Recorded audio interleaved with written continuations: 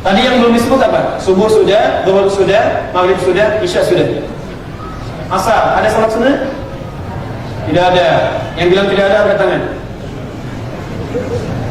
Yang bilang ada, angkat tangan. Terus maunya apa?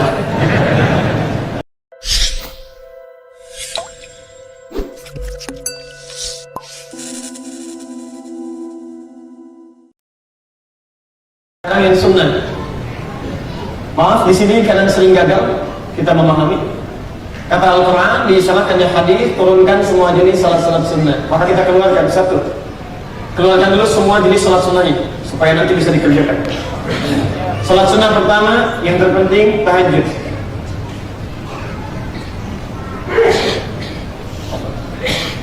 Saking pentingnya tahajud, ayatnya langsung diletakkan setelah ayat salat fardu. Di salat fardu di Quran surat 17 Al-Isra ayat 78, tahajudnya di ayat 79. Kata para ulama, ini menunjukkan keutamaan tahajud sampai disandingkan dengan salat fardu. Paham ya?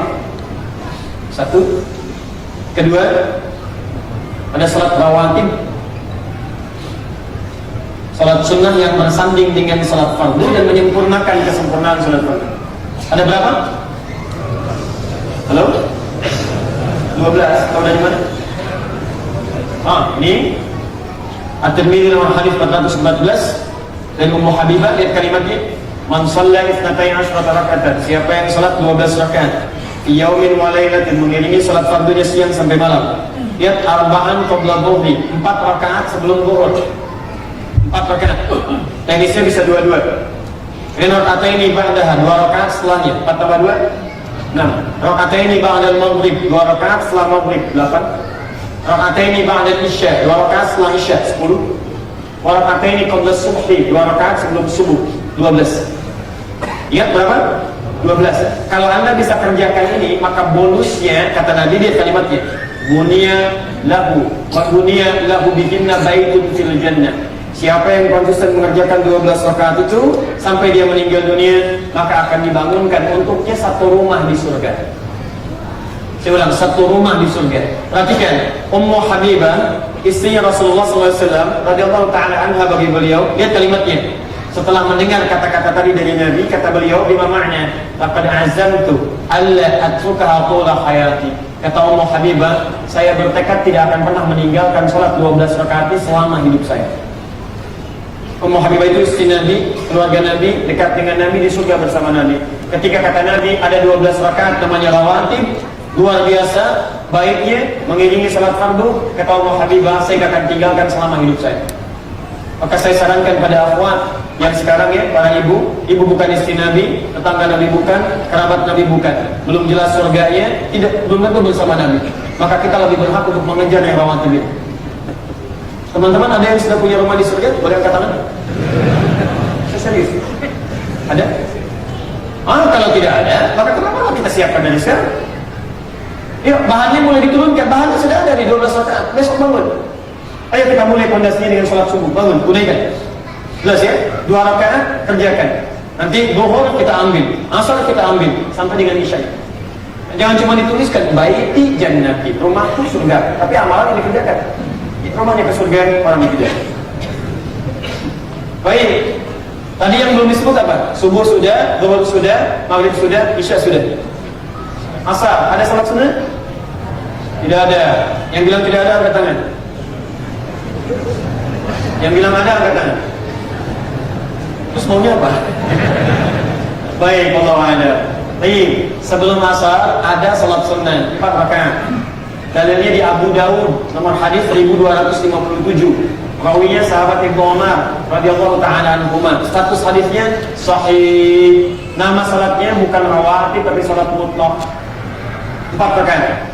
Bunyi hadisnya, rahimallahu ra'an shalla qabla al-asri arba'an. Allah akan merahmati seorang hamba yang menunaikan salat sebelum asar 4 rakaat. Teknisnya bisa dua-dua. Mutlaq.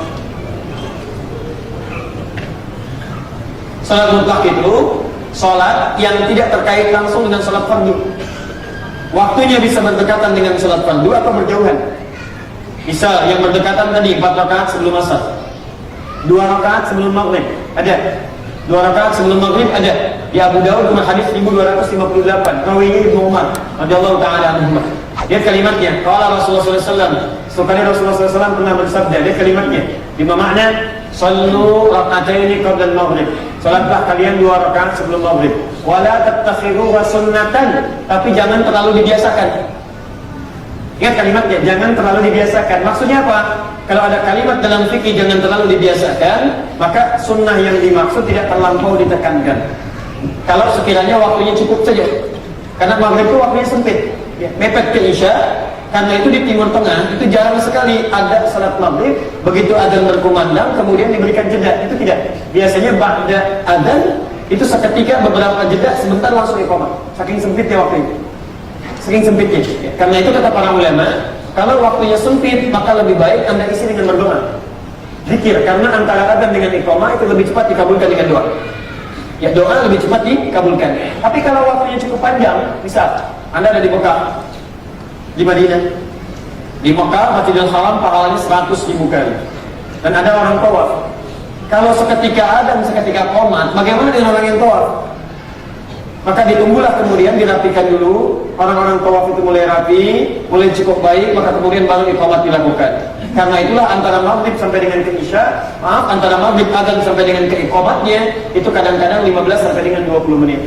Anda zikir sudah, doa sudah, baca Al-Quran sudah, waktu masih ada. Daripada mengerjakan yang tidak penting, lebih baik bangun tunaikan salat 2 rakaat. Paham? Anda depan Ka'bah masih ada waktu, salatnya 2 rakaat daripada mengerjakan yang tidak penting.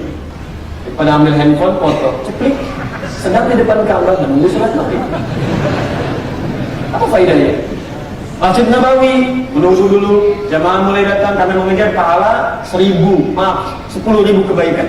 Ya, Masjidil Haram 100.000, Masjid Nabawi 10.000, Masjidil Aqsa 1.000. Karena pahalanya banyak ditunggu orang. Karena menunggu ada jeda yang cukup lama, maka silakan tunaikan 2 rakaat. Tapi di tempat kita kadang-kadang baru adzan selesai langsung iqamah, maka jangan terlampau dipaksakan. Jelas ya? Tapi poinnya ada salat 2 rakaat sebelum maghrib. Baik, salat duha mulai dengan syuruk saat matahari satu tombak yang lewat dari batas terbitnya. Dalilnya hadis riwayat At-Tirmidzi nomor hadis 586. Dan kalimatnya, man shallal ghadata fil jamaati, siapa yang menunaikan salat subuh dalam berjamaah di masjid. Ya, thumma yaqudu yadhkurullah, kemudian dia zikir. Duduk zikir kepada Allah, tidak langsung pulang. Ya, kemudian ini yang paling menarik. Thumma yusalli rak'ataini fi bidayatil duha. Kemudian dia bangun salat tunaikan 2 rakaat di awal duha. Awal duha itu saat matahari mulai naik melewati tempat terbitnya. Tempat terbitnya disebut dengan masyriq namanya, masyriq. Walillahil masyriq wal maghrib. Quran surah kedua ayat 115. Tempat terbitnya disebut dengan masyriq. Kalau dia bergeser dari tempat terbit, misal geser, pergeserannya disebut dengan isyraq. Kalau dia berada satu tombak dari tempat terbit, maka posisinya disebut dengan syuruk. Ini yang disebut dengan awal duha. Tempatnya disebut dengan syuruk, pergeseran yang disebut dengan isyraq. Ini salat syuruk itu salat di awal duha. Paham? Jadi kalau ada yang menyebutkan misalnya, Ustaz, nggak ada salat syuruk itu, adanya salat duha. Betul, salat syuruk itu salat di awal duha. Ustaz, bukan awal duha tapi salat syuruk. Betul, awal duha itu salat syuruk. Paham? Baik, jadi yang salat syuruk benar, yang awal duha benar, yang salah belum tentu salah, kan hukumnya sunnah. Belum tentu salah, ingat. Jadi kalau sunnah itu dikerjakan ada pahalanya, tidak bisa mengerjakan pun tidak berbuat dosa. Cuma sayang, rugi, tidak dapat pahalanya. Anda salat syuruk hari ini, pahalanya apa? Lihat, ya. Fakana alaihi ka'ajri hajjin wa umratin. Nilainya senilai haji dan umrah. Anda tahun ini nggak berangkat haji, umrah pun tidak. Anda salat syuruk, maka nilainya senilai haji dan umrah. Bukan pergi haji dan umrah, tapi senilai haji dan umrah, dapat pahala. Anda kerjakan di hari-hari pertama bulan Dzulhijjah, tambahan nilainya senilai dengan jihad fi sabilillah. Salat duhanya ada yang 2 rakaat, 4 rakaat sampai 8 rakaat ada. Hadis Muslim hadis 325 sampai 329. Dia bangun, tunaikan tahiyatul masjidnya, kerjakan salat wudunya, keluarkan semua jenis salat sunnahnya. Mulai sekarang turunkan, lihat, maaf, nanti kalau sudah dilihat sebelum dikerjakan nanti latihan dari sekarang, tanyakan dulu. Barangkali sampai dengan malam ini ada satu jenis salat sunnah yang belum kita kerjakan selama hidup kita. Latihan. Paham?